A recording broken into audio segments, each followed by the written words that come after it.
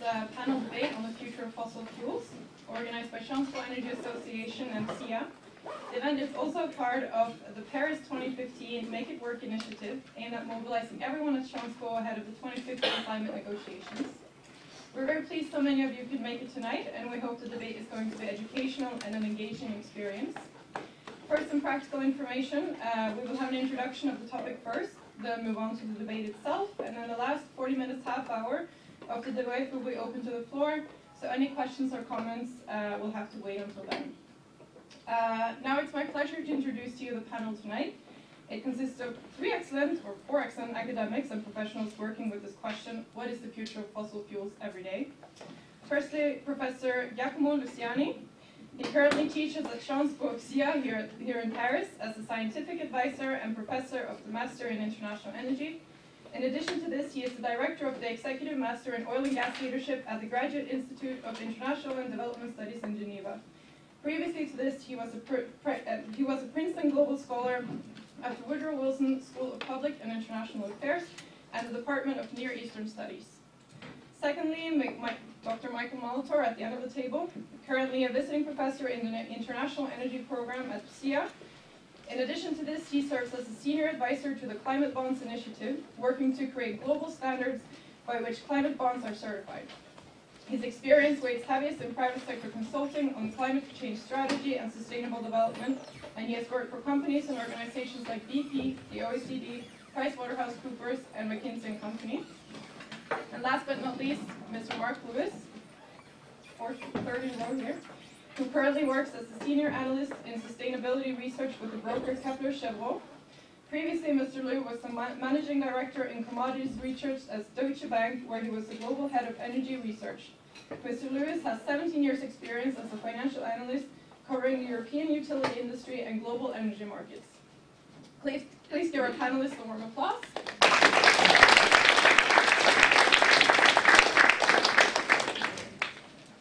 It is also my honor to introduce to you all Mr. Brice Lalonde, who will give us a topic introduction and moderate the debate.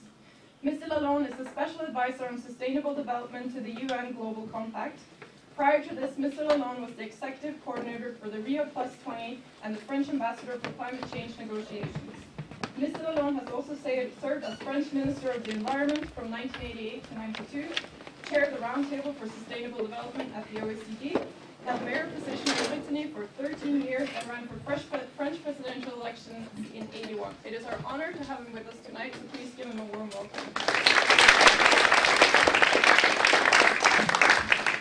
Oh, thank you very much. I was not elected, that's the problem.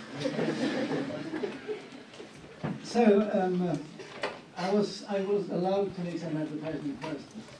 And it's important for me to, we'll be having these negotiations in Paris next year, Paris 2015, which are meant to find a successor to the Kyoto Protocol. And I'm working with business, and I would like to organize the Business and Climate Summit in May next year in UNESCO. And I would be very happy if some volunteers could help me to do that, or some interns, because we need a lot of help. And the idea is to have business to say to the governments, hey, be serious, if you really want us to do something, these are the measures we need to take. This done, can I introduce the topic? I love a quote from somebody from OPEC in 1972 called Sheikh Yamani. He said a fantastic sentence. He said, the Stone Age didn't end by lack of stone. Isn't that fantastic? And he was, of course, it was a hint to oil. And he said, well, it's not because we're going to miss oil, it's because we're going to find something better. And all the debate now is this. We don't like oil. I mean, we have a lot of oil. We have a lot of fuel gas. We have a lot of things like that. But there is another limit, probably, and that's the environment. So we are going to discuss about this. We have a very distinguished panelists today. I would like to say first that the main culprit for us negotiators or people in charge of trying to fight against climate change is coal. So coal is the main culprit, much more than oil or even gas. And inside of the, I would say, fossil fuel industry, there is a shift. And for instance, quite a lot of major oil companies, which are becoming gas companies, natural gas companies, say, okay, let's try and shift from coal to natural gas. That's the first step, and it will be better. Some very important oil companies also producers of solar energy, like Total, for instance, which has sun power, etc. So there is a move. And last month in New York, there was a summit. As you know, Ban Ki-moon gathered a sort of a summit on climate change.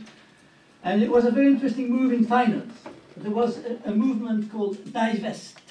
And that was something fantastic. Just think, the Rockefeller heirs decided that they didn't want any more fossil fuels in their portfolio. So just think of old Rockefeller in his tomb. Huh? Just think,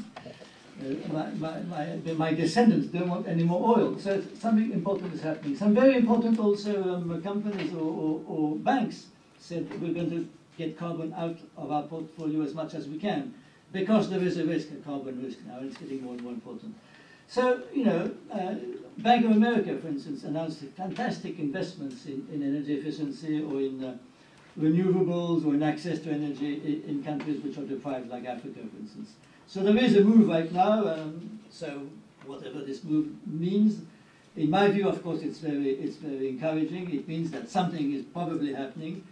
And we need, in our international discussions, to help this movement, to understand that we need to move faster, probably. Already we have lots of national programs on energy efficiency, renewables.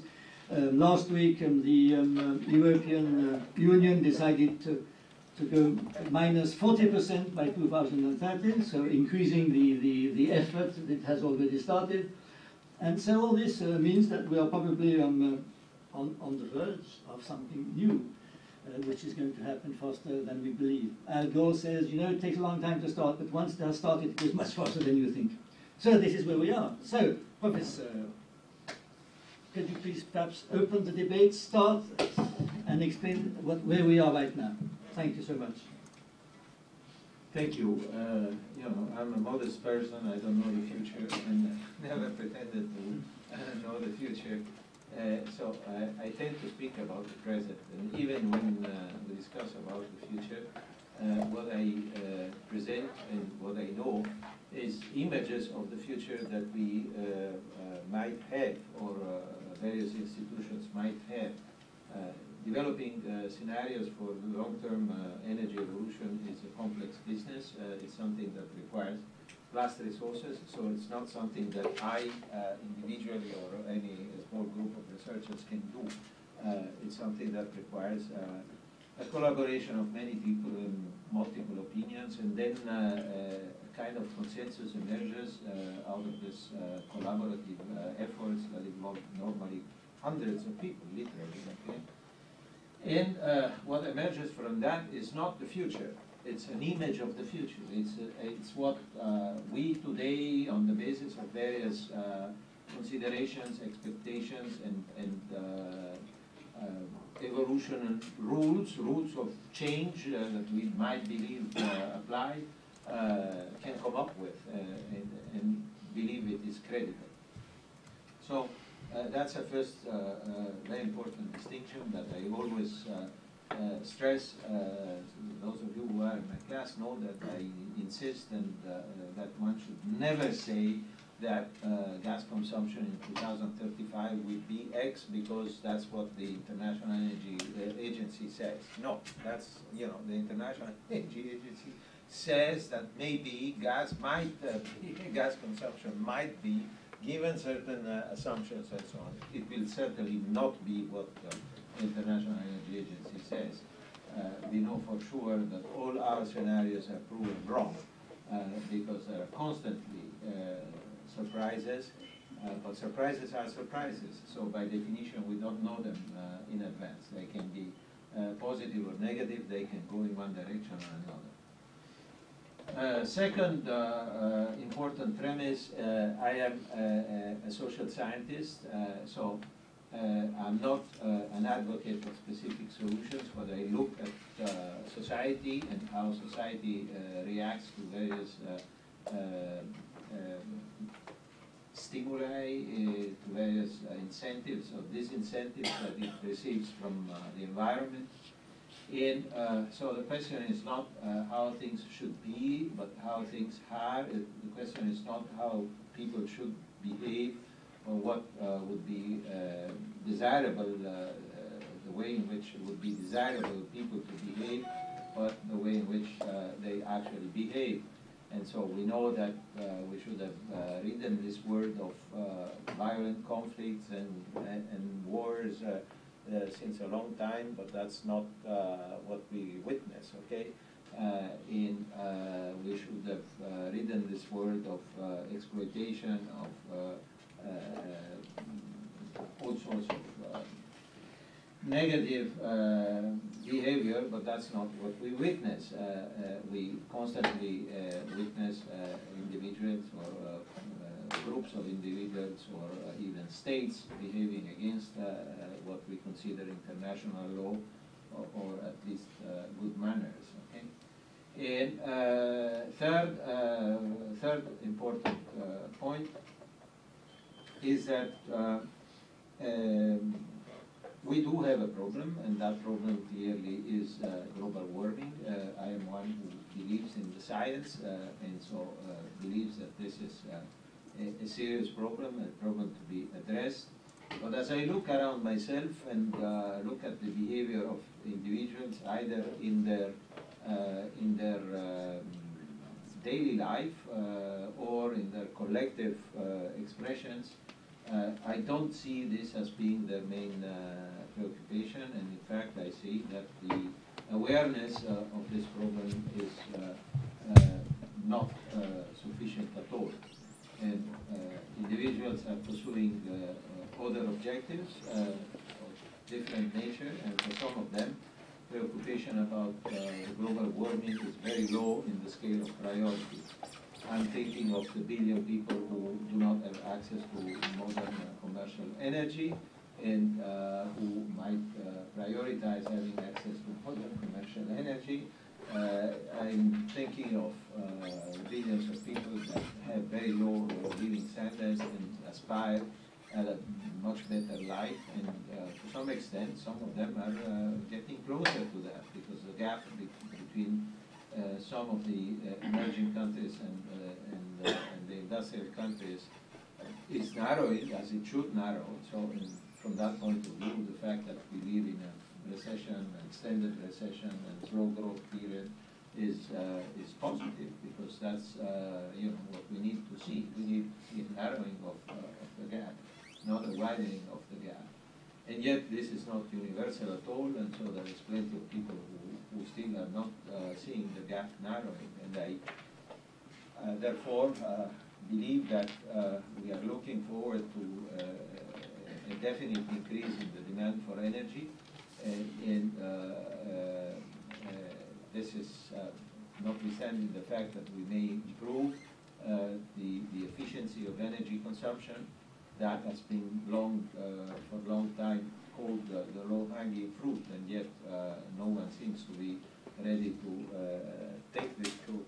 And it's the one aspect on which we have made the least progress. So demand for energy will increase. 1 minute? Okay.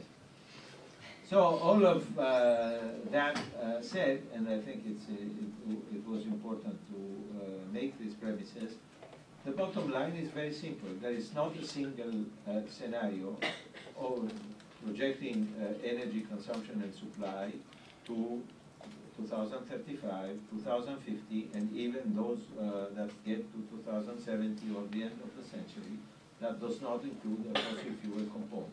Okay?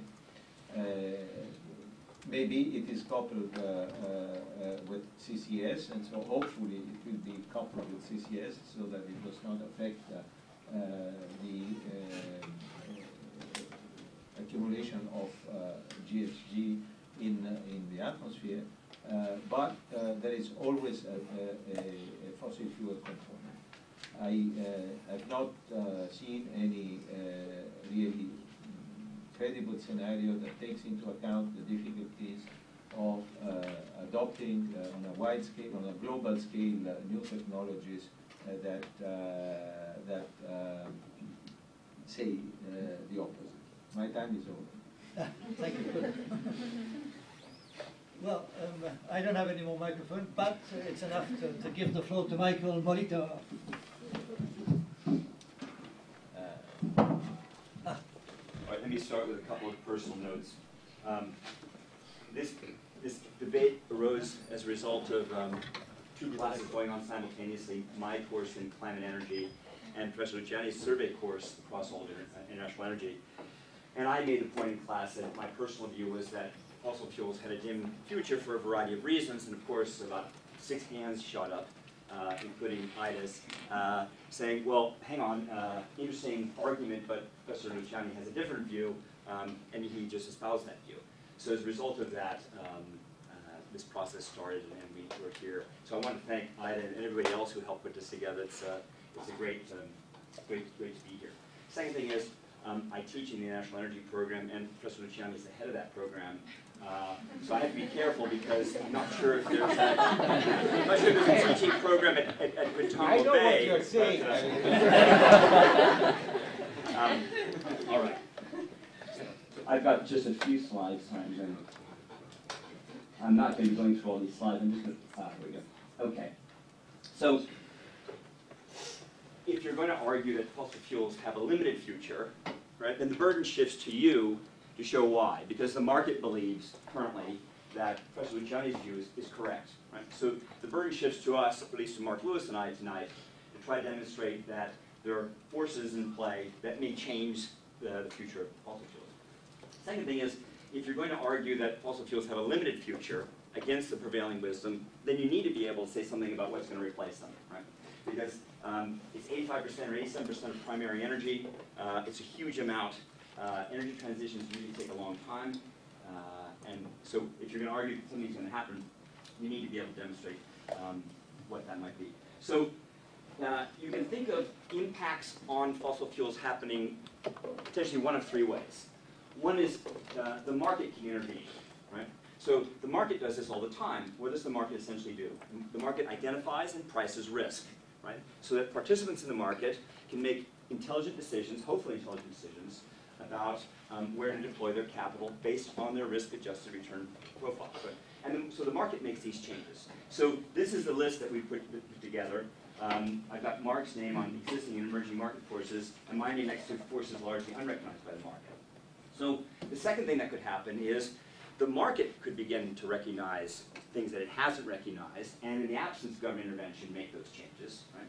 So think of that as think of scenario 1 is the market just naturally does its job, right, and begins to price certain things. Second one is a shock to the market, right, a big shock to the market, and the market responds. And the third option is government intervention. Let me give you an example of the second category, right? This is yesterday's Financial Times, and this is the front page. And one of the lead stories says, Bank of England seeks answers from insurers over financial impact of global warming. And the first paragraph, the Bank of England has written to dozens of insurance companies to assess the risk that climate change poses to their solvency and earnings in a sign of regulators' growing concern about the potential financial fallout of global warming, right? This is unprecedented. It's unprecedented for a central bank, right, to look at financial risk in this way and ask insurance companies to do that. So I'm going to focus on sort of the bottom part of this. We can, and we'll leave this up. So in terms of questions, right, we don't have time to get to all of this. I'm going to focus on these forces largely unrecognized by the market. Right? One of 2 things might happen. The market might begin to price them, right? Or governments might intervene to price them. So climate change, carbon tracker, stranded assets, COP21. Brice mentioned that process, right? Okay, we've been at this for almost 25 years. Brice was the chief negotiator of France in Copenhagen. He knows this story better than anybody else. We've been at this a long time, and so far, governments haven't been willing to intervene in the markets in a fairly robust way. But as Brice pointed out, things could change quickly, right? I'm not betting, right? I wouldn't be betting on a rapid government intervention and a robust price of carbon, not after watching this process for 25 years, but it could happen, right? It could happen. What I want to focus on is net energy declining and declining resource productivity, right? These are 2 things that the markets don't even recognize, right? That are absolutely fundamental. Let me just go to very quickly to, okay. So every form of energy that we use on the planet, that humans use, has to be converted from one form to another. We don't have any forms of energy that we can use directly. And there are losses associated with that. And then once we can transfer that energy, convert that energy from one form to another, then we have to transport it and move it and make it available, right? And then, of course, there's the end use of that, right? So this is a quote from Charles Hall, who's a professor at, I think, the State University of New York at Syracuse. He's been looking at energy return on energy invested, or EROI. We are here sitting in this room, and all of modern civilization arose because we've done one thing incredibly well. It's not that we produce energy, it's that we produce net energy, right? A large amount of net energy. And that's allowed us to build SciencesPo, build Paris, build a space shuttle, farm, produce food in one part of the world and ship it to the other part of the world. All of modern society requires net energy. This guy's been looking at, and there's a whole group of people now looking at, what is the minimum amount of return on energy that you need for a growing global economy? Right? And if you read this quote, it's pretty fascinating, right? If you've got a return at 1.1 to 1, you can pump oil out of the ground and you can just look at it. Pump it out of the ground, that's as far as it goes, right? If that's your energy return on investment. If it goes to 1.2 to 1, you can refine it, then look at it, right? And you can read the rest of it, right? But you get to this point where you need something around 8.1, 9.1. If you want healthcare, it's 10 to 1 or 11 to 1, right? Anybody want to guess where we are today? So 85% of primary energy is fossil fuels. We have declining net energy globally, right? It's 9.7 to 1 and falling. Okay. So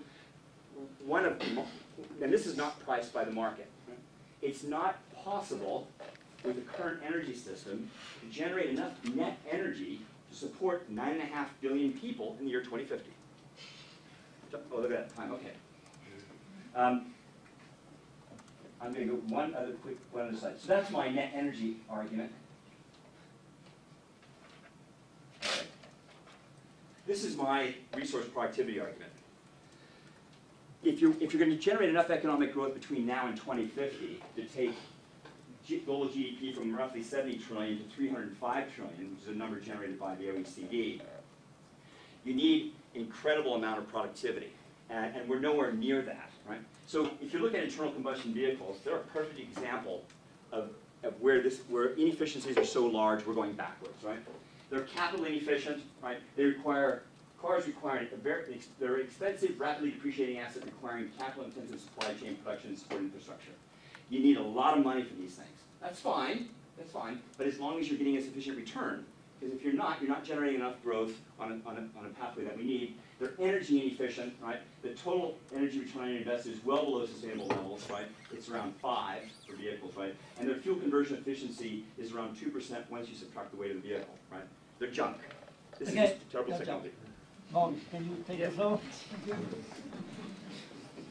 Brutal. Gosh, so many issues and so little time. So I've got 7 minutes, I suppose. I want to do 2 things, really. Professor Luciani said that we can't predict the future, and I do a job where I'm paid to predict the future, so I'm sorry about that. But I don't say I always get it right. I don't say I get it right,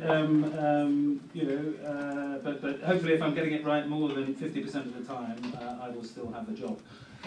What I really want to do is address, actually, Professor Luciani's point about the future and fossil fuels and the fact that the world will still have a big reliance on fossil fuels many decades from now. I think that is true. The question is how big and how quick will the disruption be? Because there are 2 ways you can affect change. Michael was talking there. I think you can affect change through policy and you can affect change through the market and through economics. And when Professor Luciani says that the vast majority of the public on Earth are still not sufficiently concerned about climate change, I would say that is almost undoubtedly true. But what is becoming very different is that a very large, influential and powerful group of people, the world's largest institutional investors, who manage between them $85 trillion of investments, are becoming increasingly concerned about this, and they can change things, and that's the world that I move in on a daily basis. So I want to just give a quick summary of where that group of people is at on this topic through the question of stranded assets, which is a very hot topic in the field of for institutional investors these days. And the second thing I want to do is to upend 400 years of literary criticism theory with regard to Shakespeare, but I'll come back to that in a moment. It does have a relevance. Stranded assets, what do we mean by that? Stranded assets are things are assets you invest in expecting a certain level of return, only to find that the return is not there later, either because the price of the product you're selling has fallen or because the demand for your product is not there anymore. There's a very well-known theory put out there by Carbon Tracker, which says that if we get a global climate deal which mandates a 2-degree increase, an increase in global average temperatures of no more than 2 degrees, this will lead to a structural fall in the demand for oil and other fossil fuels over time, and therefore a structural decline in the price. And oil companies and other fossil fuel companies investing today on the premise that demand will be there in the future will be very disappointed, and those assets will have to be written down. We've got numerous examples of this. I think there's another dimension to this, which institutional investors who are beginning to understand that argument very clearly, but are still sceptical about whether or not we can achieve a really meaningful binding global climate deal next year in Paris. We all very much hope, of course, that we will be able to achieve that. But what I want to say is that even if we don't, the market is moving away from fossil fuels much more quickly than people realise. This slide here is a very powerful example of what I'm talking about. It's showing you the increase in the combined capital expenditure of 11 of the world's largest oil companies. That's the red line, between 2004 and 2014. And you can see that their combined capital expenditure has risen threefold, from about $100 billion a year to nearly $300 billion a year expected this year. At the same time, for that massive increase in capex, the combined production of oil of those companies has fallen from a peak of 17.5 million barrels a day, that's the green line, to less than 15 million barrels a day last year. Why? Well, as Brice reminded us, and as Sheikh Yamani said in the 70s, we're not necessarily going to run out of oil, but what is very clear is we've already run out of cheap oil. And we're having to push the envelope all the time now in much more difficult to access areas. Canadian oil sands, ultra-deep water off the coast of West Africa, pre-salt deposits in Brazil. The cost of developing fossil fuels is going up all the time because we're talking about finite resources. At the same time, the cost of renewable technologies is falling. And this is really where I want to bring in a personal anecdote. 10 years ago, I was covering the European utility sector, and the German utilities in particular. And then I spent a year working for a major German utility and in the investor relations department, just at the time that Germany was beginning its second major wave of renewable investment. Substantial incentives for feed-in tariffs for solar and wind. Many analysts were asking, myself amongst them, what the impact on the German utilities business model would be. The German utilities themselves were very sanguine about the risk. They said that we don't need to invest in renewable energy. Renewable energy only exists because of government subsidy, and it's never going to be a serious competitive threat to our existing fossil fuel generation plants. Here we are 10 years later, those same companies are in existential crisis.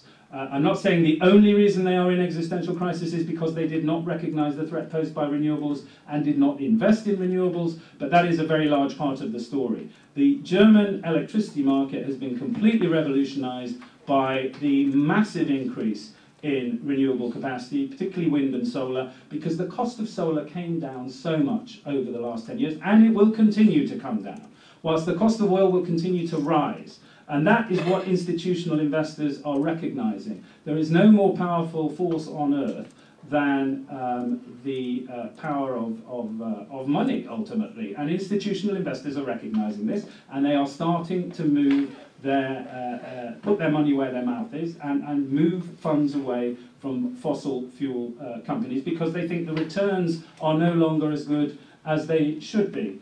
1 minute?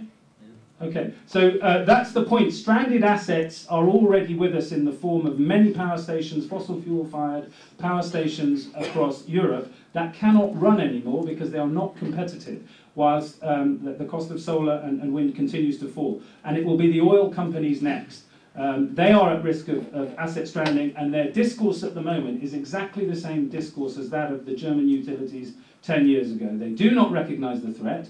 They are complacent about it. They're continuing to invest in very high-cost projects. And I think if they do not change course, they're going to find themselves in a very similar position 10 years from now.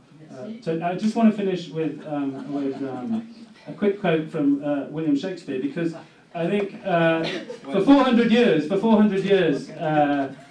literary critics have wondered about Hamlet's despair and why he is on the verge of suicide at one point, and various theories, of course, that he had an Oedipus complex, and he's upset because his father was murdered by his uncle. In fact, he was concerned about climate change. If you read Act 2, Scene 2 of Hamlet, it's very clear, where he says here, "This most excellent canopy, the sky above us, the air, this brave hanging firmament, this majestical roof, fretted with golden fire, why it appears no other thing to me but a foul and pestilent congregation of vapours." That's where we're heading, unless we change course. And Hamlet got there 400 years ago. If you have time, look at King Henry IV Part 2 as well, because he also understood stranded assets.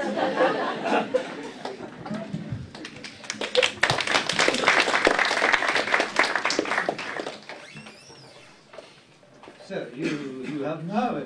I have all written, so you have second go, second to frankly, I'm disappointed because we all agree, and so there is not much of a debate here. I agree with Michael that the energy return on energy invested has been declining, and this is potentially a problem. Of course, there are different sources of energy that we can refer to. And this might not be necessarily the same for all sources of energy. I do expect that at some point there will be a breakthrough in energy technology which will change things and allow humankind to continue to grow and prosper. But if that doesn't happen, then certainly we will progressively slow down our growth. But that doesn't tell me that we are going not to use fossil fuels, or that we are going to to ditch fossil fuels entirely within a time horizon that I understand. Okay. Similarly, Mark, you presented a series of facts that I fully agree with. I know that the oil companies are investing in the wrong places. They are investing too much capital. Yeah, but the major oil companies that you refer to are not the totality of the universe of suppliers of fossil energy. Factually speaking, I'm sorry, but if you read the paper lately, the price of oil has been declining, and rather rapidly. Okay, so the notion that fossil fuels will become more and more expensive while renewables are becoming cheaper and cheaper, I don't buy. I don't buy. There are certain forms of renewables that may become cheaper, and in any case, there are problems that you papered over or ignored: intermittency, integration. Well, I only had 7 minutes. Yeah, well, I know. I mean, I had 7 minutes, but these problems exist. So I don't think there is anyone that will accept, at least until we have found a convenient way to store electricity, which we don't have yet, that will accept that we can go beyond 30% integration of variable renewables or intermittent renewables in a national electricity system. So there we are. I'm personally someone who believes that nuclear energy will remain with us and will even grow at a global level. I'm someone who believes that nuclear energy technology has been prevented to evolve and has great promise for the future. There are different forms of nuclear energy that are very promising. And so there are a number of things that may happen. And of course, it is also possible that we are faced with some catastrophe that changes completely the perception of humankind. All I'm saying is that I don't believe that humankind is capable of thinking long term.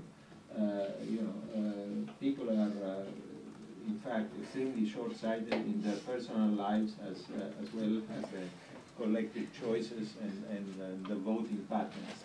And that's unfortunate, of course, but that's the way. So there are a certain number of prophets. But if by any chance humanity would be able to think long term, what would you tell them? Well, that's a different story, because you are pushing me into, advocating for things. I advocate, I'm prudent, I advocate for few things because, again, I'm modest, I don't believe I have the truth. But for sure, for example, I advocate for a much higher price of carbon. That's clear, okay? Wow. So tell me what should be done at the European level, and I think the tool is the price of carbon. The tool is a reformed ETS. I've written that, I'm on record for that, and we need a much higher price of carbon. I personally, as most economists, even prefer the solution of a carbon tax, and I would not hesitate a moment to slap a carbon tax of 50 or more euros per ton of CO2 emitted, and that would make a difference, okay? For sure. Would it drive away fossil fuels completely? I don't believe so. I think there would be an adaptation, but not complete drive away of fossil fuel. And what I hear from Mark is not different, because you too say, that fossil fuel will continue to play a role, important, not important. How soon? We don't know. But yes. For the foreseeable future, fossil fuels will remain with us. Okay, so that's. I don't buy stock. I don't buy much stock in general. I don't have the money to do that. But in any case, I don't buy stocks from oil companies. Okay, but this means that all these gentlemen would be close to an agreement here. I mean, you would put a price in carbon, and it would be quite a heavy price. Yeah. And this is very important to hear, because it's starting. The business is doing it without even having it to be forced by the governments. You can see Exxon, even Exxon has a price in carbon, Microsoft, Google, and they have an internal price in carbon because they believe it's coming. It's coming. Yeah. And they need to know for the investments. Somebody was talking about the insurance. I see the insurance. The insurance says to me, the price we have to pay for natural disasters has doubled in the last 20 years. Doubled. Okay, so they know something is happening, and the voice should be heard better. But there is an internal discussion with you, and it's also with you, Mark, because the price of coal has gone down. Well, that's a paradox, of course. As long as we are, if we move against coal, which is the major culprit, and I keep saying that we should move against coal, but obviously, the immediate consequence will be that the price of coal goes down. And so, before you actually shut down all the coal mines, I think that's a major proposition. The coal mines will not be shut easily, just because they are so damn cheap to produce. Absolutely, but it's a killer. I don't know. We are in an open space. If I'm allowed to say a little word, we are in a new era of energy, which is starting, which is now that the fact that the digital economy and energy are sort of merging. And so we're getting to what is called smart energy, smart grid, smart electricity, etc. And a completely new system, which is going to be quite expensive also to build, because you need to have a new grid, you need to store, as you say. And if I can just say something which I was so excited to see, in Iceland you have a factory which actually recycles CO2 and uses it. It's not CCS to store, it's CC, I use it. And I change this CO2 into a fuel. Aha. But of course, this is only possible if you have a lot of hydrogen, electricity, which is renewable. So either nuclear, either renewable. But this new system is slowly coming, and that's why we have an alternative. But of course, I can tell you about the reuse of CO2. Okay, great. But perhaps you should make the point you wanted to make before, gentlemen, and start discussing between us and probably the room here, the audience. Well, I think we are in violent agreement across several points, but if I look at my lens, which is energy return on energy invested and resource productivity, then all forms of stationary power that are thermal, that boil water to spin a turbine, aren't going to make it. And I don't care if you use a super efficient controlled nuclear reaction to create that heat, or you burn fuel oil, or you burn coal, right? There's some simple thermodynamic rules, right? So thermal, I'm not wildly enthusiastic about nuclear, not because of the security issues and not because of the the waste management issues, although those are significant. I just don't see thermal energy, producing electricity by boiling water. It's a fantastic idea 100 years ago. It's really stupid today. So I see nuclear, the demise for nuclear largely on the basis that the energy return on energy invested is low, right? It's capital inefficient. It's very, very expensive. It takes a long time to build. But at the end of the day, the stuff that's rising very, very quickly, there are technologies that are 16 to 27 times more efficient across their capital, energy, and resource efficiency. And if we want to grow to 305 trillion, if you think that's important, then we can't do it using thermal power, regardless of whether you use thorium, whatever technology you're using, whatever technology that moves you away from light water reactors, you just simply can't get there. Can I ask a question? Renewables are going to come, irresistible, how you say that, you cannot stop it. It's so fantastic. Why? Because it's no fuel. Okay, so it's the marginal cost is nothing. So it's always first on the grid, always. So the problem is, of course, when you do have no wind or when you have not enough sun, what happens? You have to back up the system. So the problem is, how do you back up the system? With coal, nuclear, what? So the question is, it's a bit different. Okay, a renewable system needs a backup, or storage.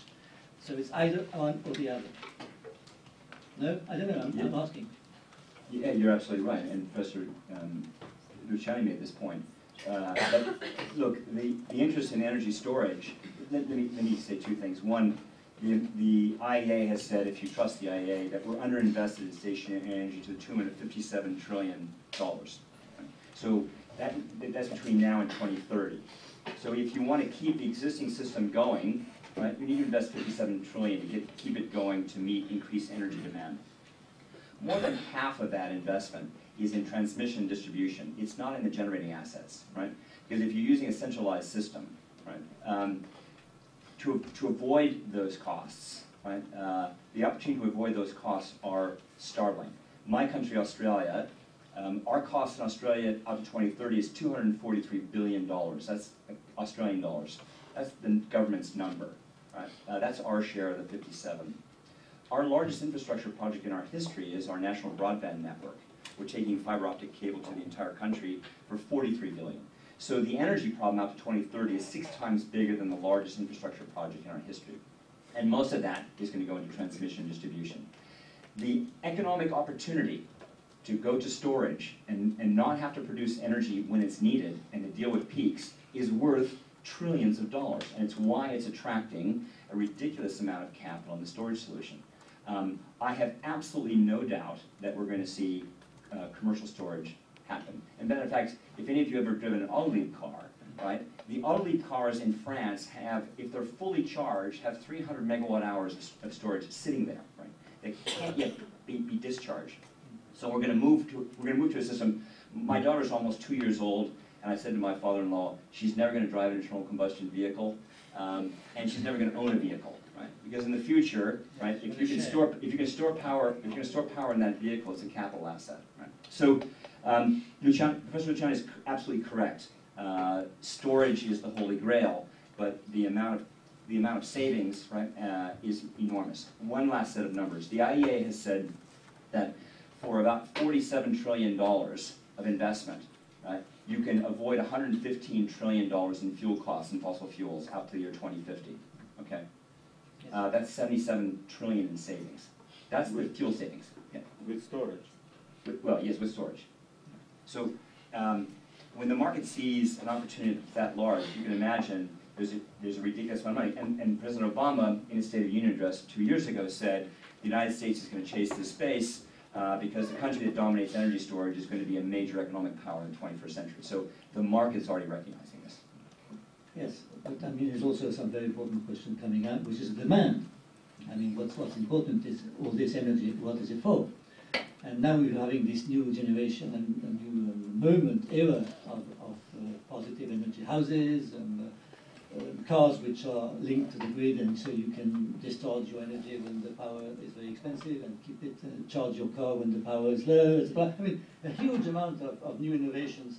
which make actually the demand completely customized. Each person will have it different, each country, each place, depending you have sun, it's going to be different. So we are coming slowly in a new moment of history where energy is going to be very detailed, very precise, very smart, and completely different from the system before. And demand is going to be probably the main driver. How are you going to use the energy? Not only how you're going to produce it. But that's I'm coming out of my mode now. So I mean, you know, I've asked. You should cross-question in and after with you. Yeah. Well, can I just jump in? There's a couple of things that Professor Luciani said I just wanted to come back on. The first one was, yes, I do read the papers. And I have noticed that the oil price has dropped lately. I've been on the road for 4 weeks speaking to investors about oil prices. And what's very interesting is today, Total announced their results and said with the oil price at $80 a barrel, not a single large international oil project will get approval for capital investment. So the oil companies couldn't make enough money at $110 a barrel. Earlier this year, they all decided to cut back their capex. You saw the graph. I mean, it's a horror show what's been going on in the oil industry. I accept that they are not the totality of the oil industry. That is absolutely right. But they are the companies that are providing the marginal supply to the market. No. Oh, yes, they are. Oh, absolutely they are. Not at all. It's shale oil producers in the United States and the national oil companies. No, but the marginal supply is the most expensive, right? That's what the economics textbook says. That's not the way the Oh, when I was at university, perhaps the textbooks have changed, but when I was at university, the marginal unit is the unit that clears the market, which is the most expensive. For potatoes. Oh, I see. So oil markets do not operate on standard economics. Is that No, what you're saying? they have certain peculiarities. But what I'm saying to you is that there is oil being produced today that has a higher marginal cost than shale oil. And that is my definition of the marginal suppliers. So ultra deep water, Arctic, oil sands, these sources of supply are more expensive than shale oil supply. So in that sense, they are the marginal suppliers.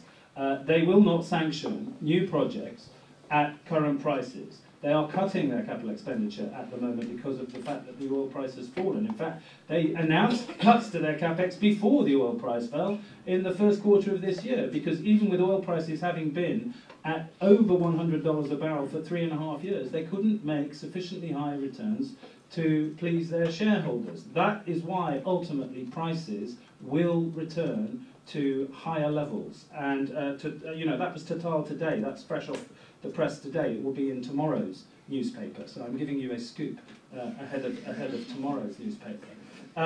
Secondly, Statoil announced their results today. They announced a $2 billion write-off on an investment in Canadian oil sands. Again, we've had oil prices above $100 a barrel for 3 years, and yet they've taken a serious impairment charge on one of their projects there. So this is why I believe oil prices ultimately will continue to rise, because we will still be demanding oil. There we are definitely in agreement. But if you want that supply to come on in the future and supply still to be there, remember, we lose 4 million barrels a day per year of oil production simply as a result of natural decline. So if you want to carry on consuming oil in the future, you have to replace that. You have to make new investments today. What I'm telling you is the market will not make those new investments at current prices. And that, don't take my word for it, that's the CEO of Total who said that today. Secondly, I wanted to come back on nuclear energy. I used to cover, one of the companies I used to cover was EDF. In 2006, we were taken on a site visit, 40 analysts were taken on a site visit to Flamanville in Normandy, where they were laying the foundations for the Flamanville nuclear power station. It's one of 2 nuclear power stations under construction in Europe at the moment. At that time, it's a 1,600 megawatt plant. At that time, we were told that this plant would cost 3 billion euros to build, and that it would be on the grid by 2012. My newspaper tells me that we are now in 2014, and it is still not connected to the grid, and it will not be connected to the grid until at least 2017, at a cost currently estimated to be in excess of 8 billion euros. So this is a real problem with nuclear energy. It is excessively expensive, and we don't even know what the true cost of decommissioning is. The other nuclear power plant in Europe that is currently under construction in Finland, yesterday or the day before, it was announced has had yet another cost overrun and yet another delay in terms of when it will be on the grid. So I think there are very big grounds to be sceptical about nuclear power. That's before you even take into account the safety concerns that clearly will add much greater cost in the future for plants begun today that are constructed. But really the issue with nuclear was also that, as Brice said, we're moving from a centralized energy system to a decentralized energy system. People will be, in the future, generating more of their own energy. If you can put a solar PV panel on your roof, why on earth would you want to have a nuclear power station when you can get the electricity from your own roof? I'm not saying that's going to be possible for everybody tomorrow, but that is clearly the trend, very clearly the trend. And in some ways, the same way in which Africa, for example, leapfrogged in telephony, leapfrogged the need to have fixed-line telephone services and moved straight to mobile telephones, what you're going to find in a lot of the developing countries in Africa, in India, large parts of Asia, is that where there is a need, as Professor Luciani said earlier, and a very justifiable, it's a human right to have access to sufficient energy.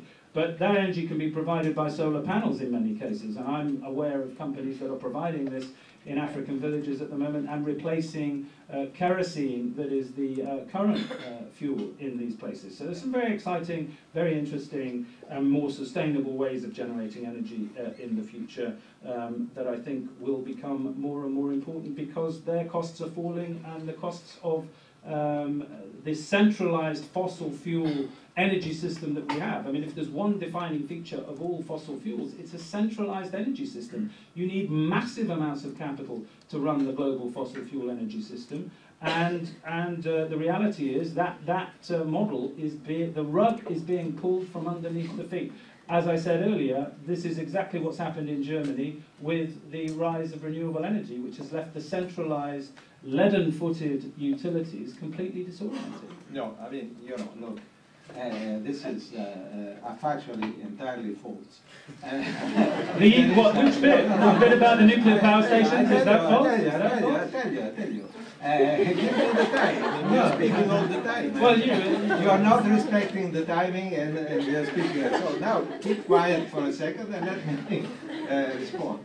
In terms of centralization, decentralization, the most decentralized system is liquid fuels. So it's oil, it's very decentralized. You decide where to fill up your tank. It's your tank and you're not at all linked to a network. Gas and electricity are both network-based energies, so they have some degree of centralization. In the case of Germany, I read, maybe I read the wrong press, but I read that they are building huge transmission lines to take wind power from offshore North Sea coast to Bavaria. And, that might decentralize my food. I mean, this is taking, we are relying on grids, integration of grids at the European level. Very good. I mean, I'm all in favor of integration of grids. But don't tell me that this is a more decentralized system. It is not. People have been dreaming of importing solar energy from North Africa to Scotland in order to compensate when the wind is not blowing in Scotland, which is rare, admittedly. It's actually not true. I don't see this decentralization. It's a fantasy. The decentralization is pure fantasy. That has been proposed because it's in line with a nice, individualistic kind of view of the world. But it is not there. In terms of nuclear energy, sure. There is a problem with Areva, but Areva is not nuclear energy. In the meantime, China is adding nuclear power plants and they're building them very cheaply. And Korea is adding power plants and building cheaply. And the United Arab Emirates have bought, not from Areva, smartly, I'm sorry, from the Koreans, and they're not. There are differences, and when it comes to oil, I mean, you are only looking at the major oil companies. I'm, telling my students about Kashagan, and of course, Kashagan is not a success story, okay? But that's not the paradigm in the oil industry. That's not where the oil will necessarily come from. The paradigm is much lower cost producers in shale oil in the United States, and much lower producers of oil. I thought you said the shale oil producers were the marginal suppliers. I'm sorry? I thought you said the shale oil producers were the marginal. marginal. Now you're saying that they're much cheaper. No, the marginal. See, they are cheaper. Because the they're not the marginal suppliers by definition. No, because you are mixing fixed cost with current cost or operational cost. The marginal supply is the supply that is added, is the last barrel that satisfies demand. The last barrel that satisfies demand is not necessarily the most expensive, because you have fixed cost. Those projects to develop Canadian tar sands, they are implemented. Some of them are implemented. They are sunk costs. They will keep on producing for 50 years. They are not disappearing from the market. Okay, so... Well, no, but projects are being scrapped. No, projects are being scrapped. No, they are not being scrapped. They are being... No, I mean, you misunderstand what's happening. What is happening... Well, I'm actually out there talking to these companies. Statoil is taking an impairment. They are writing off an investment, but the investment is there. This happens all the time. There are plenty of people that make investment, go belly up, but the investment is there and continues to have a value and keeps working. So, I'm sorry, but you got your economics entirely wrong. These projects will keep on investing, and the marginal barrel is the barrel that can easily stop, and that's if the price goes down, and that's shale oil in the United States. In the meantime, there is plenty of cheap oil that can be produced from national oil companies right and left, and they are producing it. So I think that at some point, for sure, the price of oil will increase again. But when is this point? I mean, the assumption still in the market is that this will decline in oil prices will last a few months. But it's not going to last a few months. I'm ready to predict that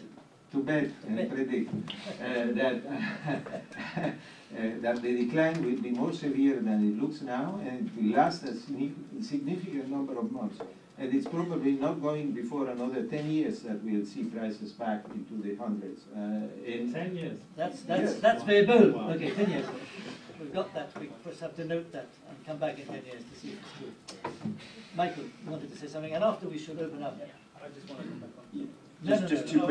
Just two quick points, because we really need to get you an opportunity to chat. Two things, Giacomo. First of all, you said liquid transferred fuels are an example of distributed energy. They're not. When liquid transferred fuels become distributed, I can make them in my house, right? You still need $1 billion refinery using 100-year-old technology. So liquid transferred fuels are centralized, right? And then you used the example of wind power from the North Sea crossing all of Germany to Bavaria and saying, well, that's centralized, that's using the existing grid. That's not what we're talking about. We're talking about, for example, the 2.5 million homes in Australia that have solar panels on their roof, right? We're talking about the Japanese government putting 750 watt fuel cells, gas-fed fuel cells in 25 million apartments, right? So when we talk about, definitions are important, when we talk about distributed energy, we're talking about this SciencesPo producing its own energy, producing your energy in your apartment, in your house.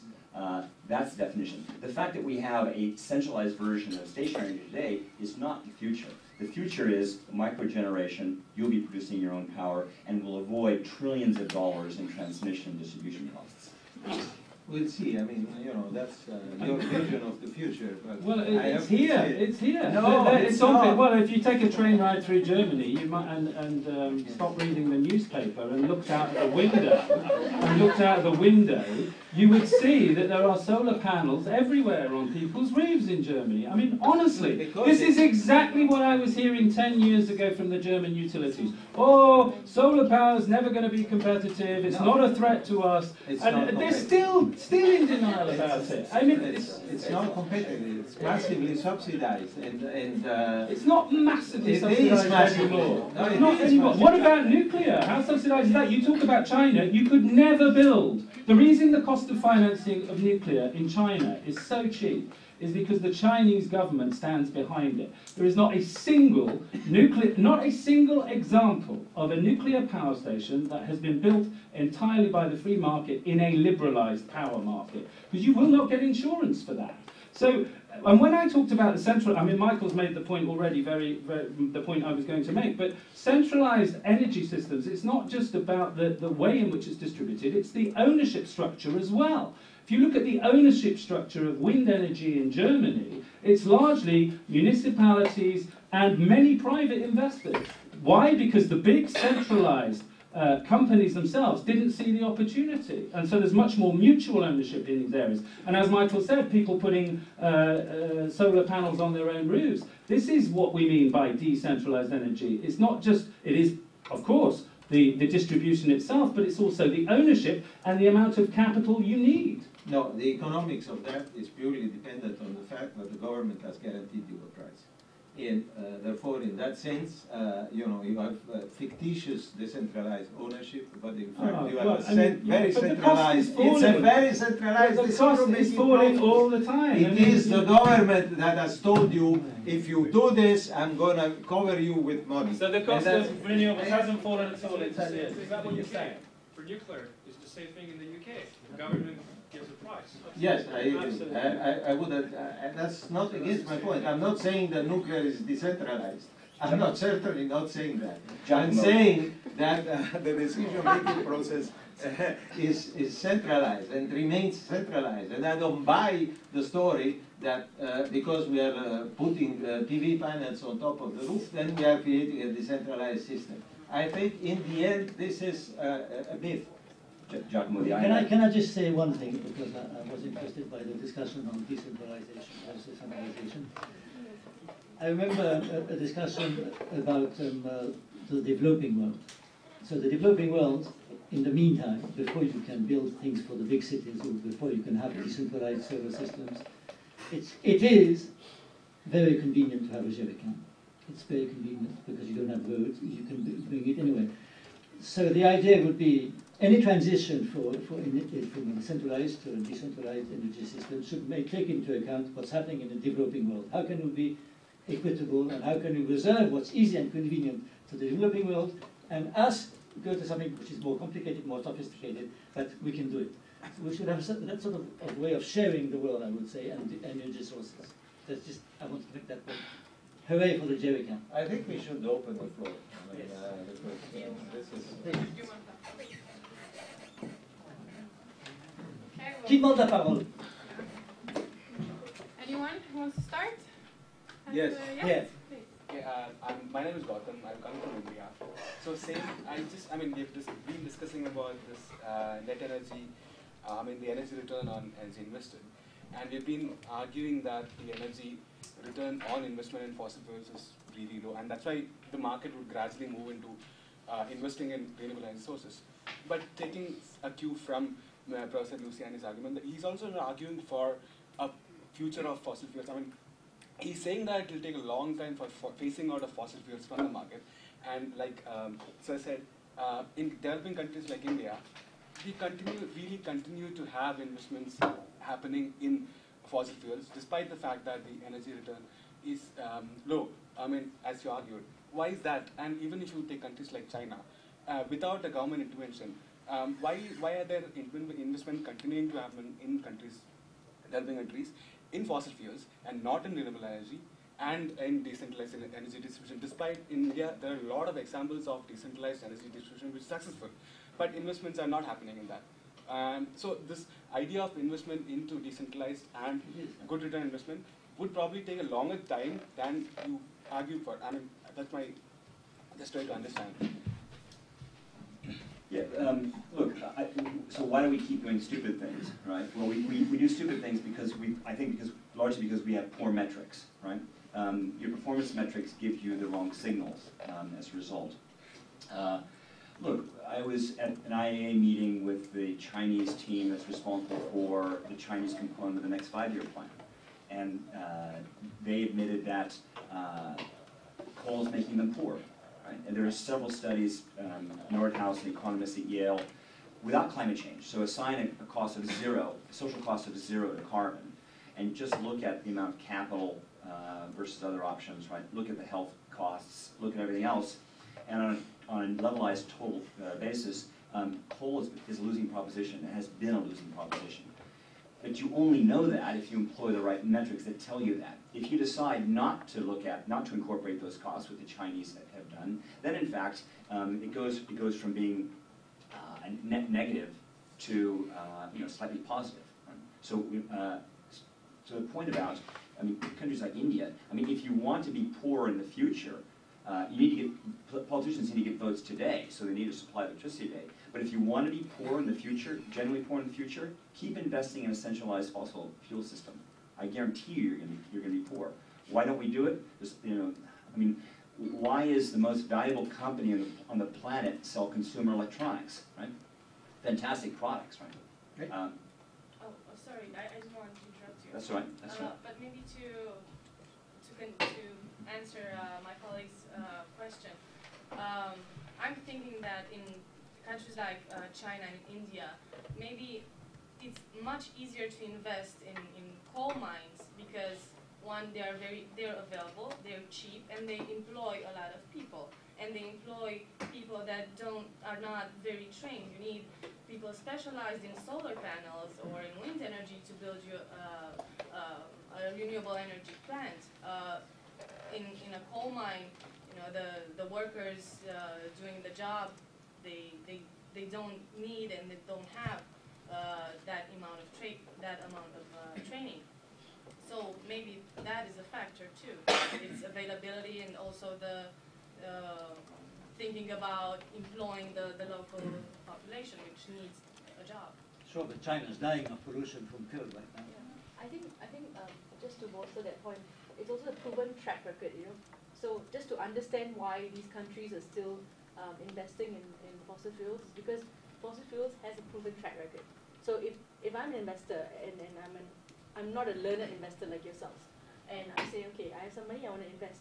I would want to invest in a coal mine or an oil field because I know there's a proven track record, So it could be that is another reason why. And we are talking about the future of fossil fuels, right? Back to the debate. And I think that my personal view is that everyone has made really good points. And actually, I agree with Professor Luciani because he says that, with his point that there is still a trajectory towards the development and the usage of fossil fuels that means that it will not disappear. So we will continue to use it. And it's just that the prediction that you have about the reduction of the rate of fossil fuels is not really consummate to what we are seeing right now in the world. Because the examples that you've given have been of developed countries, Australia, Germany, Japan, right? But what about countries like Myanmar, India, China? And Professor Luciani also explained how these countries are still investing in nuclear energy. No matter how expensive it is, no matter who's backing it up, they're still investing. And how do we make sure that, and so we come back to the question of, we clearly don't want there to be a future for fossil fuels. But what do we do? What do you propose we do vis-a-vis those developing countries? Yeah, my question goes to Mr. Lewis and Professor Molitor. Like both of the examples that you gave about decentralized renewable energy, let's say Australia, Germany, they are countries with a really high per capita income. Let's say, okay, those countries can afford to have in one house, one panel, or let's say Africa, really small villages that you have projects subsidized from here, from Europe, that you can implement this. But let's say medium-sized countries, let's say my country, Chile, we have a lot of investments in solar energy nowadays, PV and solar concentration, but the main problem nowadays is a central grid to connect all of these projects to the big mining projects and to the big population center. So what's the incentive of not investing in coal, for example, which is much cheaper? But I want to not, make all the guys pay attention to one special phenomenon in China. That is, we always discuss in China. In China, we always say that we reduce the coal import from Indonesia, although it is much cheaper than the coal price in China, because we always pay much attention to the GDP growth of each province, because it has great importance for our official to get promotion. For example, the largest coal production province in China is Shanxi, and we always ask why the Shanghai multiple governments don't get the import coal from Indonesia. It's much cheaper. Why you always get the coal from the Shanxi province government? Because this province have to get a GDP record for the promotion of their governor of this province. So we have to buy the coal in China to help the within China GDP growth. So that is the phenomenon I think will last long in China. And if we consume all the coal in China now, then we have the possibility to consume the imported coal. So I think it will last for a long time. But just a short reply to you about the coal mining in China. I don't think so. Actually, we will use all the coals in China and then we will import coals. Because actually, a relative of mine had planned to invest in the coal mining in my province 5 years ago. And he didn't start even the plan because of the very strict security restriction now. Like 10 years ago, there's almost no security restriction about how you should open a coal miner. Actually, you just want to dig something out of the ground and then you sell it and then you make the profit. But nowadays, it's not possible anymore. So that's why he gave up the whole plan to go open a coal mining. That means the basic costs of opening a coal mining is growing all the time. Yeah. I just wanted to follow up on that because I'm from China as well. And that, I was actually amazed. I mean, I think to me, there's a really big push. You know, the Chinese government is pretty centralized, but there is a really big realization of how bad the environment is doing. And I was amazed just this summer when I was driving. I was driving around Yunnan province, which, okay, given your Yunnan province is a still developing province. There's not a lot of industry going on yet. But there is a huge amount of wind power. Every house has solar panels on them.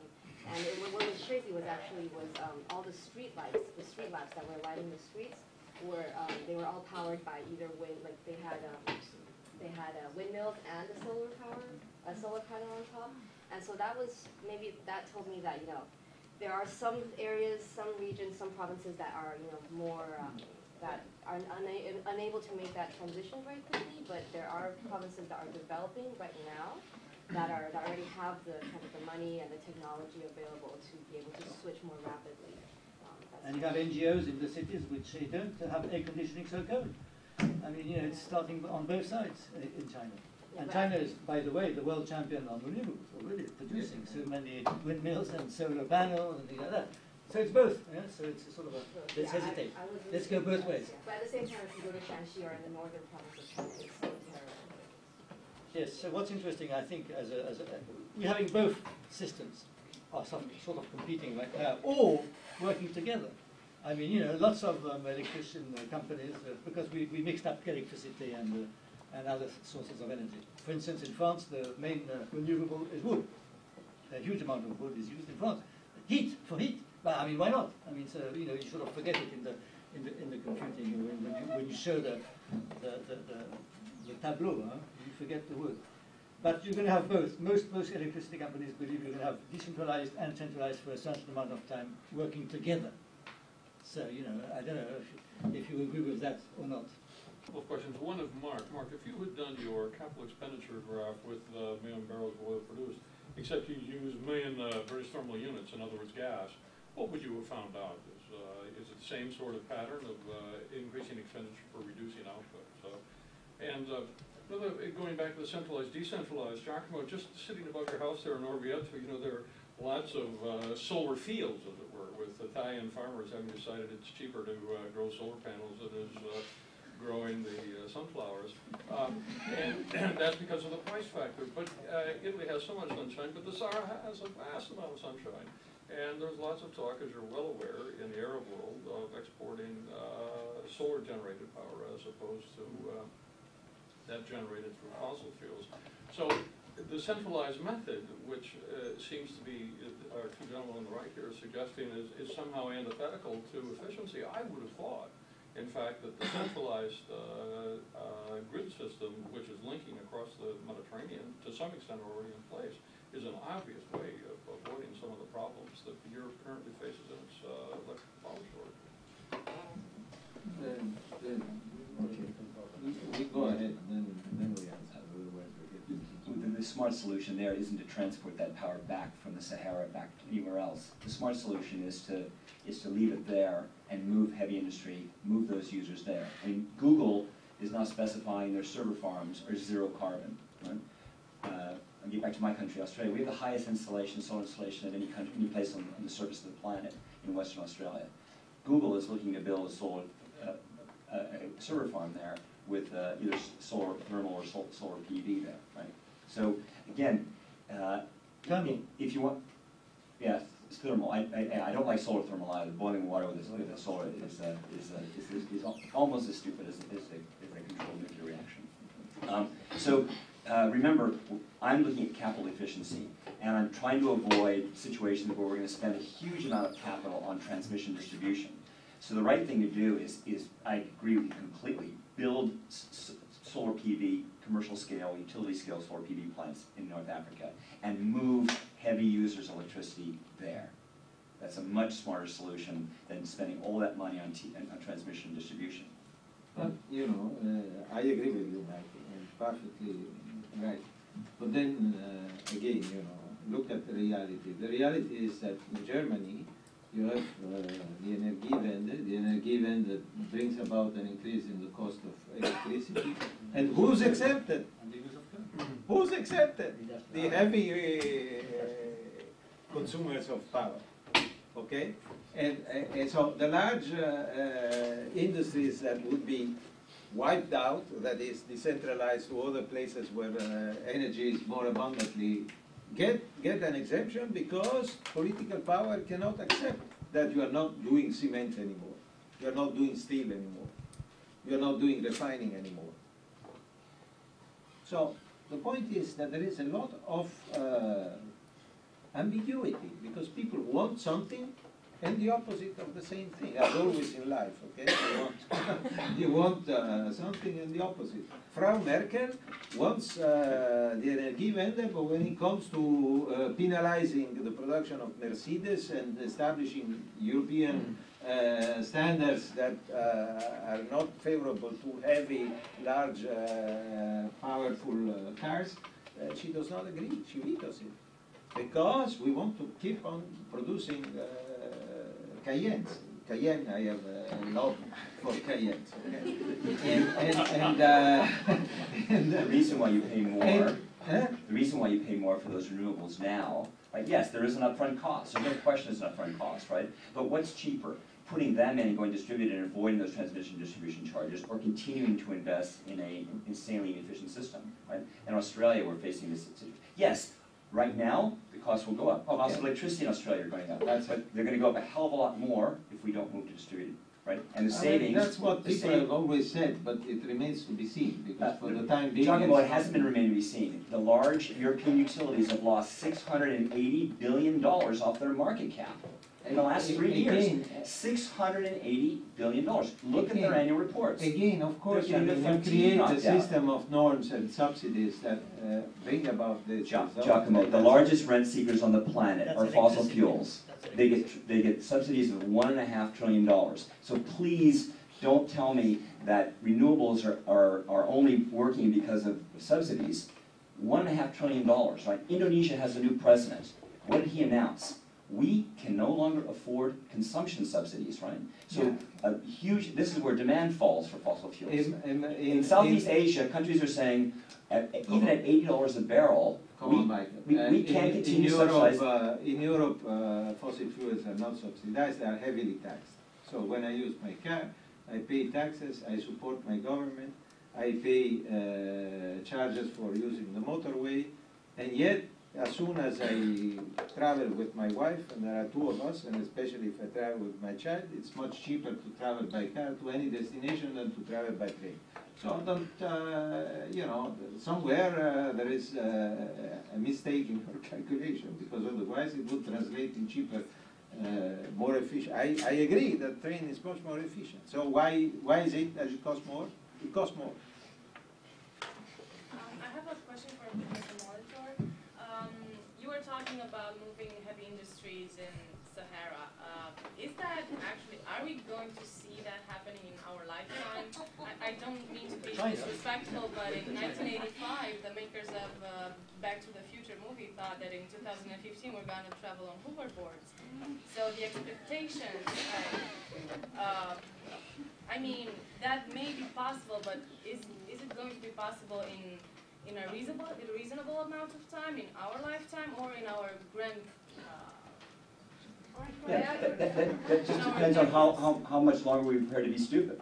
I would add to that, and it actually comes to Mr. Luciani's point that it depends and will depend on policy, and this will remain an issue.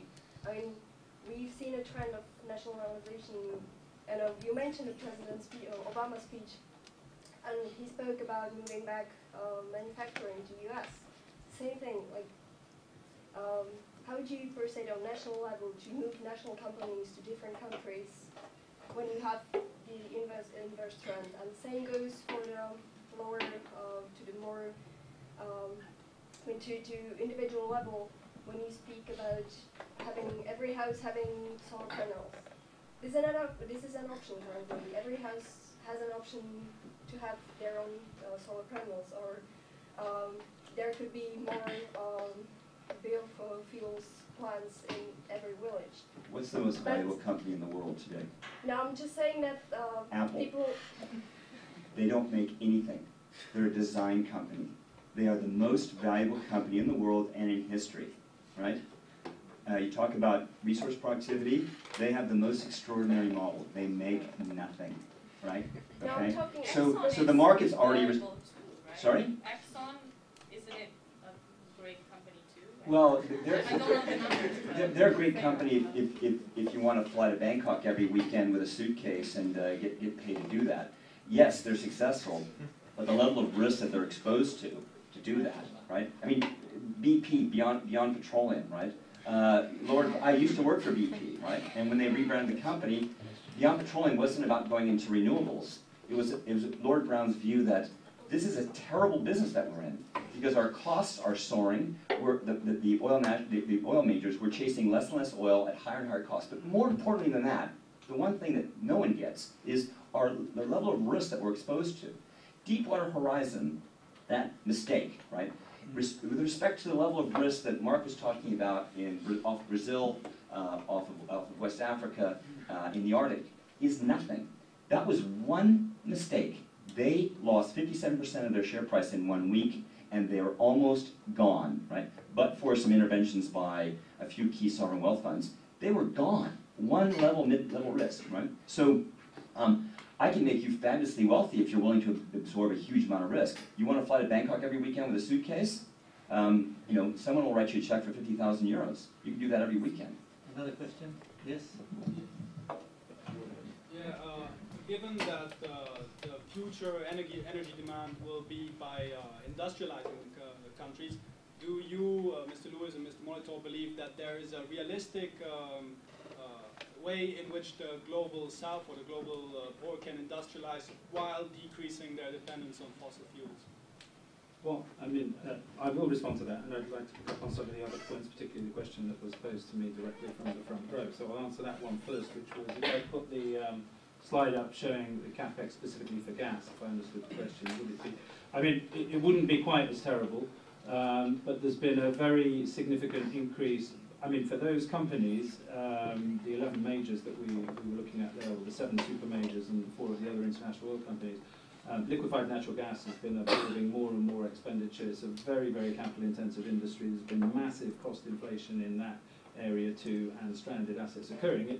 The ratios wouldn't have been quite so bad, but it would have been in the same sort. The curves would have been in the same sort of direction.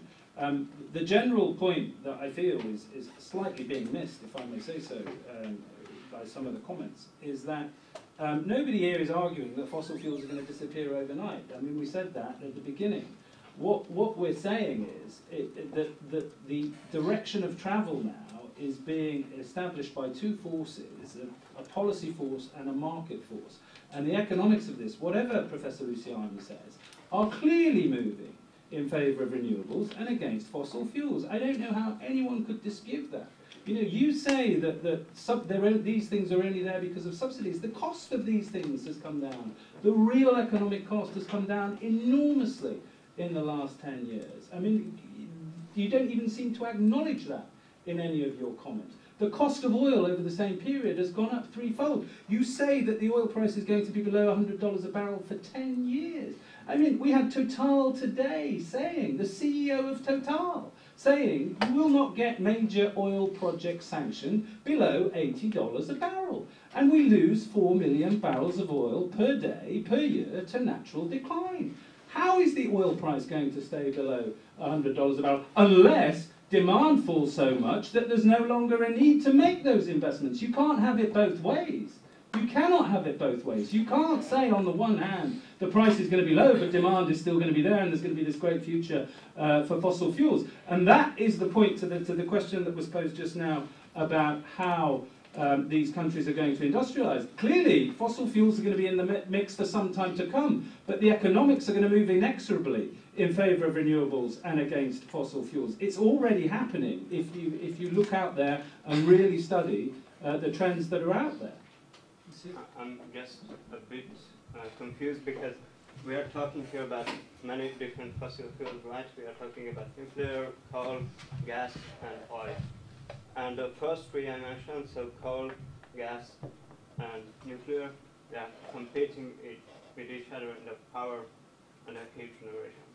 Right? Oil is something different because the market share of oil in the transport is like 93%, and the petrochemical industry could not live without oil. So, I mean, yeah, you can make this argument about renewables getting cheaper and fossil fuels getting more expensive, but it doesn't answer, the question how oil would be replaced in transport, and especially in the chemical sector. So maybe. Well, in transport, I think that's already starting to happen as well. It's clearly going to be electric vehicles. I mean, there's no question. If I'd had time to show you the full slide presentation pack, which I've been on the road with for the last 4 weeks, seeing many of the world's largest institutional investors, the cost of renewable electricity versus oil on a net energy basis is already highly competitive. Onshore wind beats oil at $50 a barrel.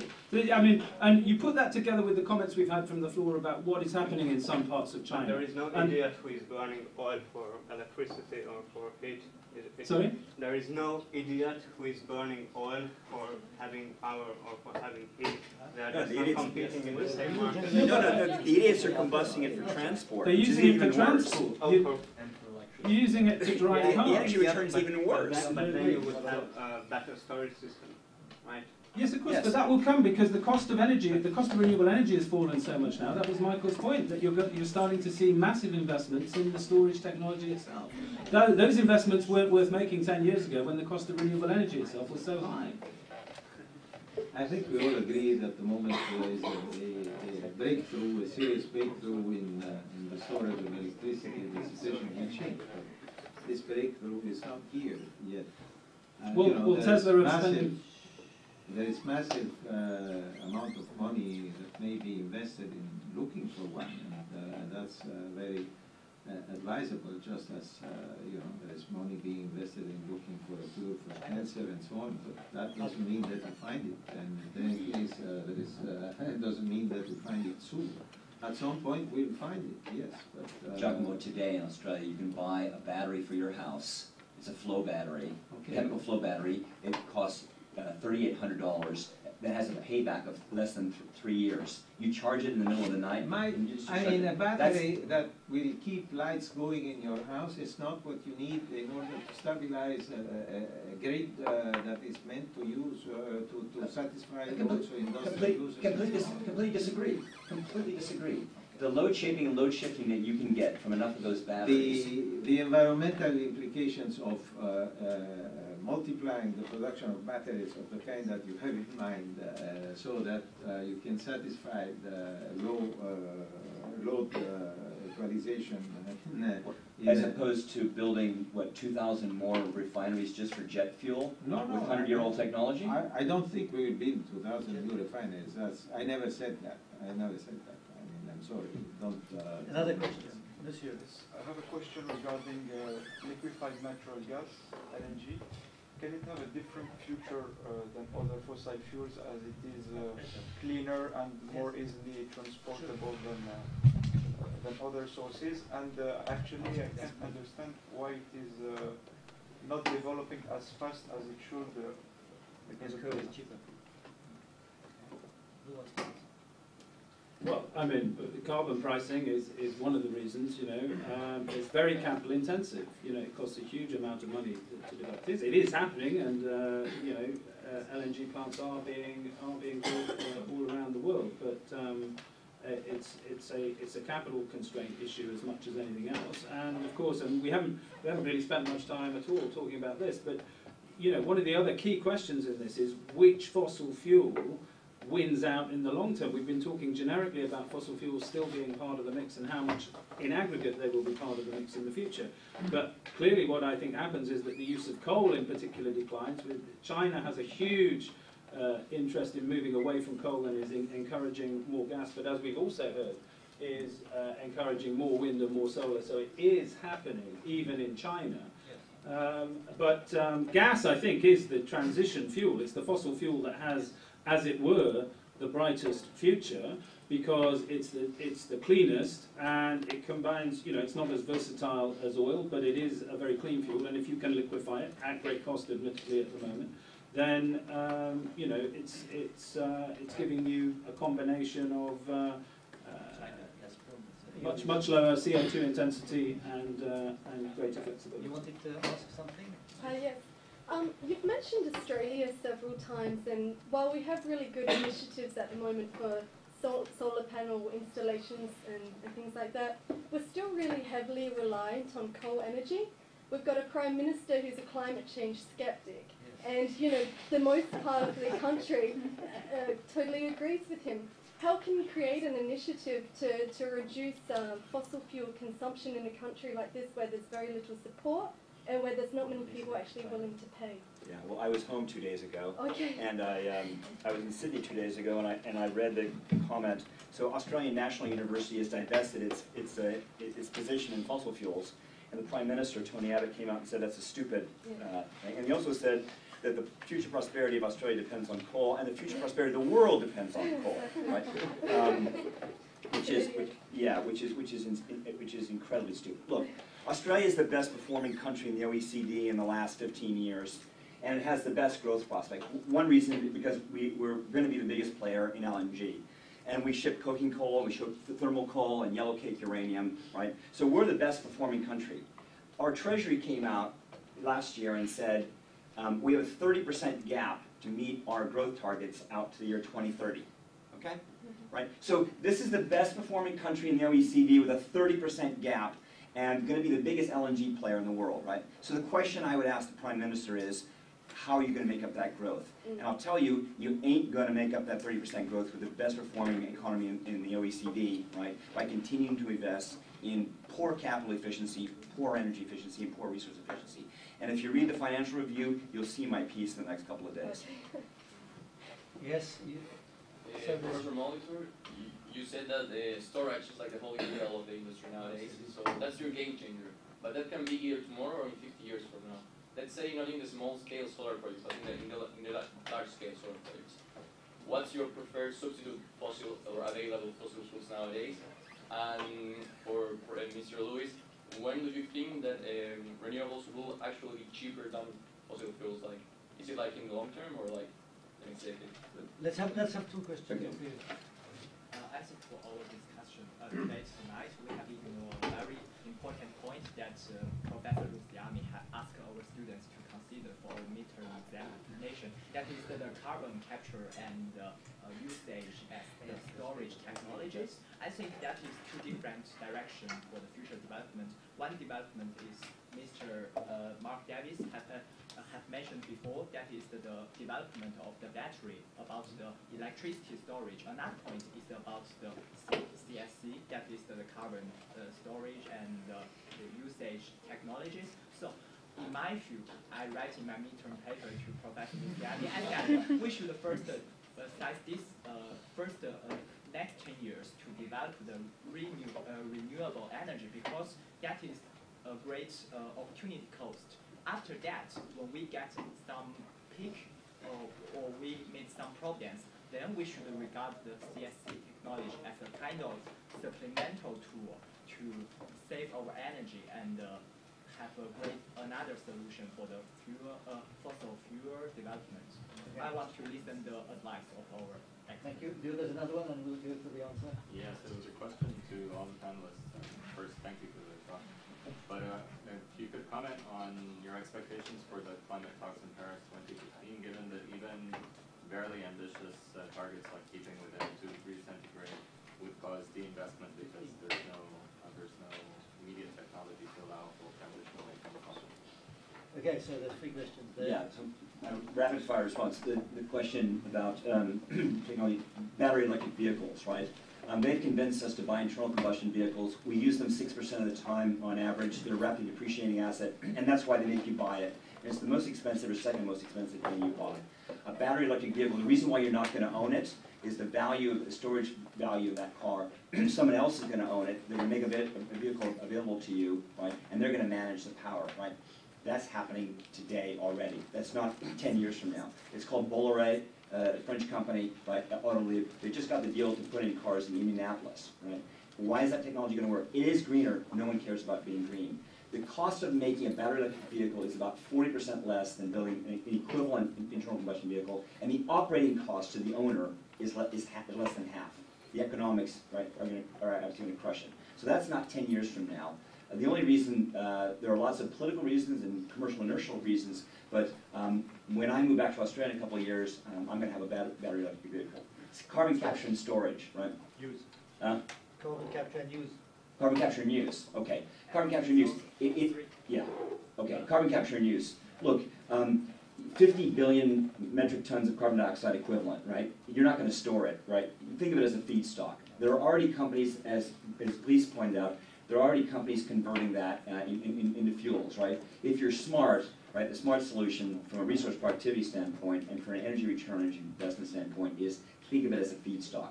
It's going to be a biological, most likely it's going to be a biological solution, right? But carbon capture and storage, ridiculous.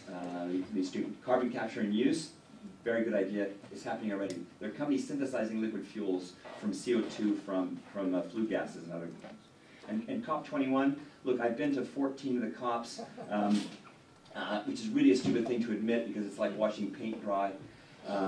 So I hope Brice is incredibly successful. He has the Secretary General, the UN has given him responsibility for organizing the private sector engagement, which I think is the single most important factor in driving success, the companies that he's talking about. So if I have any hope for an outcome in COP21, it's the private sector, the kinds of things Mark's talking about, institutional investors. If Brice is successful at creating a nucleation point around that, right, then I think I'm hopeful of a very positive outcome there. Well, about carbon capture and utilization, I fully agree with that. The preferred solution is to utilize it, reutilize it. The technology is known. Actually, what you do, you can do several things with it, but one thing you can do is produce synthetic hydrocarbons. I mean, you add back hydrogen to the molecule and you produce methanol, or from there you can produce all sorts of things. That requires electricity, so it is to be combined with either nuclear or renewables. It is actually, you know, if you can drive down the cost of capital for this transformation, it might be a use of electricity that takes up the slacks and helps you flatten the load curve in the electricity system, which would be a great benefit. There are different ways in which you can do that. Another way, for example, in certain countries is the combination of different technologies for water desalination. Some technologies are producing electricity as they desalinate water, and other technologies use electricity to desalinate water, and so then you end up with a flatter load curve, which is something that is very beneficial and drastically reduces the cost of power. So there are solutions. In technology is making progress, and but you know you always have to keep in mind the time which is needed for any new invention or technology to be accepted by society, and this takes time. So the fact that there is a solution being experimented in one place doesn't mean that this is with us. No, it is beginning to be with us, and it will take years and decades. So unless you have some kind of, sometimes you have an innovation that is so radically new that it changes completely the parameters, and so it gets adopted very quickly. Okay, like this machine that is maybe okay, my wife is calling me. But otherwise, we don't see anything like this at the moment. Okay, we are talking about innovations that have slow times of uptake, and the people don't see this as a drastic change in their daily life. And then I'm sorry that you have a prime minister who's an idiot, but you know, as an Italian, I've gone through the experience, and it's not pleasant. But you know, that's exactly what I'm talking about. This is life. This is reality. We are not talking about people who are all intelligent, all far-sighted, all capable of deciding what's best for them. Unfortunately, many are not in that position, or they don't make the good decision. Tell me what is intelligent about, you know, I don't know, fighting for Eastern Ukraine independence. Tell me, is that happening? It is happening, okay? So, welcome to this world. And also, I'm wondering whether there's another very important factor in the development of nuclear, renewable energy is the willingness to pay of the local people. I mean, in China, a lot of professors have done research in the willingness to pay, for example, the nuclear energy, because the Chinese has really suffered a lot from the smoke in Beijing, for example, in the big cities. So that's why people try to ignore, for example, the potential security issues of the nuclear energy, because people always suffer from the current ones. So I wonder whether the willingness to pay for the renewables, like in developing countries where the GDP per capita is very low, where the willingness to pay will be very high in the following years. Another question. Thank you, Professor Luciani, on your comments about Eastern Ukraine. Being from Ukraine, I really appreciate it.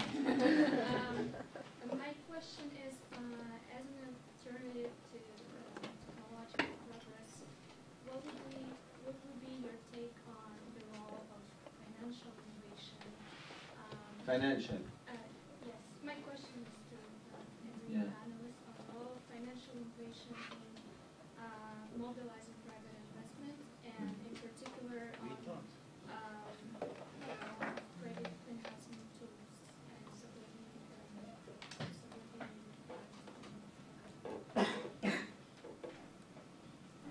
Sir. All right, well, I'll take that as well. Just wanted to come back on a question that was asked earlier about when I was asked when would renewable energy be competitive, I think, from the back over there. Well, again, wind energy is already the cheapest source of new electricity built in Europe today. You know, you don't need to take my word for it. There are tons of academic studies out there, and this is what the industry leaders themselves are saying. So, you know, and that's with a very low carbon price today of only 5–6 euros per tonne. But onshore wind is already the cheapest source, and you could certainly find parts of the world where solar is the cheapest source. Wind energy in Texas, where they have, you know, incredible wind yield rates are phenomenal as well. So, I mean, it won't happen uniformly across the world, and policies are going to affect it. But, you know, the point I keep making, at the risk of sounding like a broken record, is that this is all about the trend and the direction of travel. The speed of travel we can debate. The direction, I don't think we can. I mean, it amazes me that point has not been so widely accepted this evening. I mean, the direction of travel is surely very clear indeed. Technology moves in one direction and finite resources move in another in terms of costs. That is the whole game right there. You know, that's the difference between finite resources and technology. That's it. I mean, that's really it. Population's desire. Well, of course, that's very important as well. And I just wanted to come to this question about financing. This is a hugely important part of the equation that we haven't really got into, but I tried to bring it in. I mean, I agree with Professor Luciani. I wish we all could be like Einstein, and unfortunately, human nature being what it is, and the dispersal of human intelligence, that's not possible. Of course, we recognise that. But as I said earlier, you know, there are very many people in influential positions, and not least many of the investors who are managing certainly our pension funds and your pension funds in the future, who do recognise this and are engaging on it. You mentioned the case of Kashagan, and I know you weren't advocating this as an advert for the oil industry, because it would be a very bad advert. But Kashagan, as I'm sure you've told your students, is now known in the industry as cash all gone, because $50 billion have been spent so far on that. It's now also being called cash again, because the companies in the conglomerate have to stump up another $5 billion to redo the pipes that they got wrong the first time. Again, that's just an example of a centralized energy system. To bring that capital together, you have to have these big, highly capitalized companies. That was my point when I was talking about centralized energy systems. The financing system works in favor of short-term financial returns. It's a big challenge for the financial industry to change that, because renewables are much more competitive when you look at them on a long-term basis. If you have to make a return on your investment in 3 years, then fossil fuels on a relative basis will still look more attractive. Not necessarily always more attractive in absolute terms, but they look a lot more attractive on a relative basis if you're looking for a 3-year payback than they do on a 10-year payback. And that is a massive challenge also, to change the way in which the global financial system works. But, you know, that certainly does take time, but that's beginning to happen as well. Your question about... I just wanted to say that in 1900, people were investing on horses still. Well, Henry Ford said if someone asked him for better transport, he said, "Do you want a better transport solution?" Someone said, "Yes, find me a faster horse." Your question about willingness to pay, the evidence goes in the opposite direction. Households in the OECD spend 10 times more on connectivity and telephony than they did just a few years ago. Right? Everyone has a mobile phone, everyone has a smartphone, everyone's got data. In East Africa, mobile phone penetration, people are actually buying solar power off of their phones, right? So the willingness to pay, if you want a cheaper solution, put in a fixed line. I mean, you know, you can get companies are trying to amortize that lost sunk cost in fixed lines. You can call anywhere in the world on a fixed line almost for free now, for pennies as a result. So that's an example where technology came in. It's more expensive. Willingness to pay, unbelievable, right? I mean, look, when I was in high school, there weren't cell phones, right? But miraculously, I found a way of actually meeting my friends and getting to places, right? I didn't have Facebook, I didn't have all these other things. So the additional utility value of going to a mobile phone relative to the cost is crazy. But willingness to pay, it's through the roof. Question about financial innovation. I chair a working group for the Climate Bonds Initiative in London, This is a green bonds, climate bond space, has a 55% growth rate. We did 11 billion last year, probably 40 billion this year. We're on trajectory to do 100 billion next year. Why is that? Are a bunch of investors waking up and saying, gosh, I want to be green. I didn't have green stuff to buy before, and now someone's selling green stuff, I get to buy it. No, they're not.